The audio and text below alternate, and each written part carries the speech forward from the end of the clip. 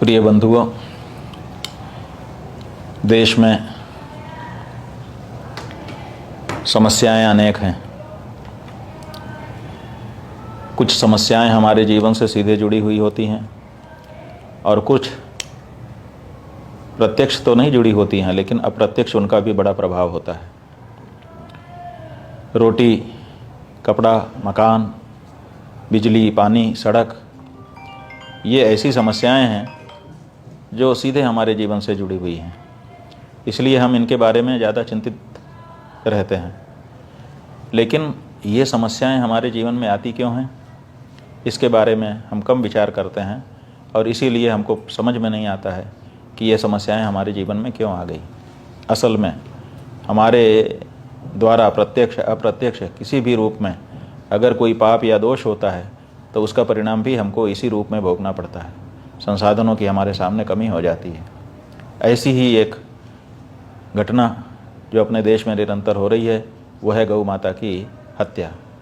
गौ हत्या का जो पाप हमको आपको लग रहा है वो इसीलिए हमें दुखी बना रहा है। हम जब चुनाव होता है तो बड़े उत्साह के साथ किसी न किसी नेता को अपना वोट देते हैं और देखिए गजब की बात, हमारा ही वोट लेकर के हमारे ही हृदय का, आस्था का केंद्र रहने वाली हमारी गौ माता को कहीं न कहीं ये सरकारें ही लाइसेंस दे करके हत्या करवाती हैं और उनके मांस को बिक्री करने का अवसर देती हैं।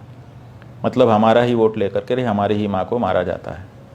इसलिए हम लोगों ने ये सुनिश्चित किया था कि अब हिंदू ये तय करेगा कि हम किसी ऐसे दल को, किसी भी ऐसे दल के प्रत्याशी को वोट नहीं देंगे जो शपथ पूर्वक ये घोषणा न करे कि जीतने के बाद गौ माता की रक्षा के लिए वो कार्य करेगा। आपके राजस्थान में विधानसभा उपचुनाव हो रहा है। अंता पर इस समय मतदान होने वाला है। प्रत्याशी एक से एक आ चुके हैं, तरह तरह के सब्जबाग आपको दिखा रहे हैं, लेकिन गौ माता की रक्षा का वचन कोई नहीं दे पा रहा है। इसका मतलब है कि वो चाहते हैं कि जैसे 78 वर्षों से, आज़ादी के बाद से अभी तक गौ माता की हत्या होती आई वैसे होती रहे। लेकिन आपके ही बीच का एक बालक नरेश मीणा वो आगे आया है और उसने शपथ पूर्वक ये उद्घोषणा की है, हमें भी वचन दे करके आश्वस्त किया है कि उसकी अगर विजय होती है तो वो गौ माता की रक्षा के लिए अपना सर्वस्व निछावर करेगा।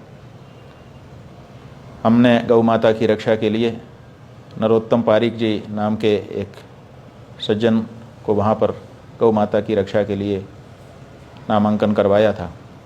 नरोत्तम पारीक जी बहुत ही सज्जन व्यक्ति थे और अंता विधानसभा क्षेत्र में उन्होंने पहले बहुत सारा कार्य भी किया था, लेकिन नरेश मीणा के पक्ष में उन्होंने अपना नामांकन वापस ले लिया है, ऐसी सूचना हमको मिली है। और वे भी चाहते हैं कि नरेश मीणा को समर्थन दिया जाए, जिससे नरेश मीणा विजयी होकर के राजस्थान की विधानसभा में गौ माता की रक्षा का वातावरण निर्मित करें। तो अंता क्षेत्र की समस्त मतदाता जनता से हमारा अनुरोध है कि नरेश मीणा को गौ माता की रक्षा के लिए वोट प्रदान करें। बिजली के लिए, पानी के लिए, सड़क के लिए, जाने किन किन मुद्दों के लिए आपने कितनी बार वोट किया है। एक बार गौ माता की रक्षा के लिए अंता विधानसभा क्षेत्र के लोग हमको गौ माता के लिए अगर वोट करेंगे तो निश्चित रूप से एक बहुत बड़ा संदेश पूरे राजस्थान में जाएगा, पूरे देश में जाएगा।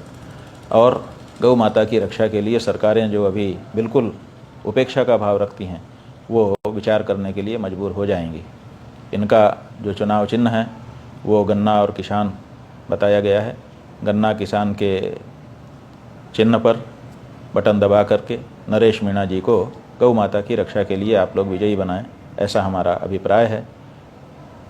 कितना आप स्वीकार करते हैं ये तो समय बताएगा, लेकिन हम बहुत ही हृदय से गहरा अनुरोध आपसे कर रहे हैं कि आप ये संदेश पूरे देश को अंता से प्रदान करिए।